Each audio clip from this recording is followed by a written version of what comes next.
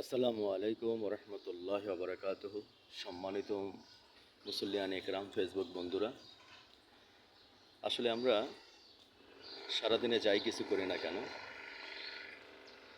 আমরা এই দুনিয়া থেকে বিদায় নেওয়ার পরে আমাদের জন্য তিনটা জিনিস সাক্ষী দেবেন। নাম্বার ওয়ান, সাক্ষী দেবেন নামাজ। এই নামাজ সাক্ষী দেবেন, আল্লাহর কাছে বলবেন, হে আল্লাহ, উনি আমাকে সম্মানের সহিত সময় মতো নামাজ আদায় করেছে, তাই আপনি ওনার সমস্ত গুনাহ ক্ষমা করে দিন, ওনাকে মাফ করে দিন। তেমনি আল কোরআন আল কোরআন আমাদের জন্য সাক্ষী দেবেন।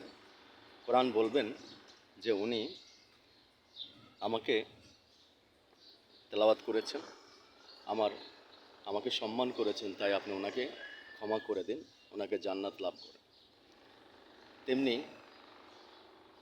আমাদের রোজা আল্লাহর দরবারে সুপারিশ করবেন, আল্লাহকে বলবেন, হে আল্লাহ, উনি আমাকে রোজা রেখেছেন, উনি ওনার সামনে খাবার থাকার সত্ত্বেও খাবার খাননি, উনি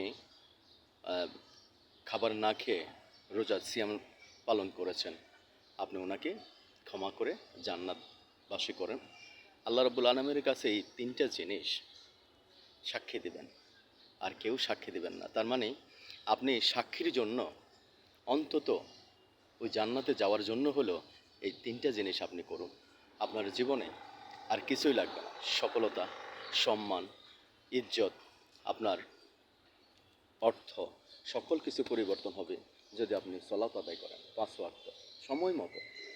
আর যদি এই তিনটা জিনিস না করেন, আপনি যতই দিনদার হন, আপনি যতই ধনাঢ্য ব্যক্তি হন, যতই দান খয়রাত করেন, কোনো কাজেই আসবে না। তার মানে প্রথম শর্ত হলো আপনাকে নামাজ আদায় করতে হবে। আল্লাহ আমাদেরকে বোঝার তৌফিক দান করুন, আমিন। সবাই ভালো থাকবেন। আল্লাহ হাফেজ।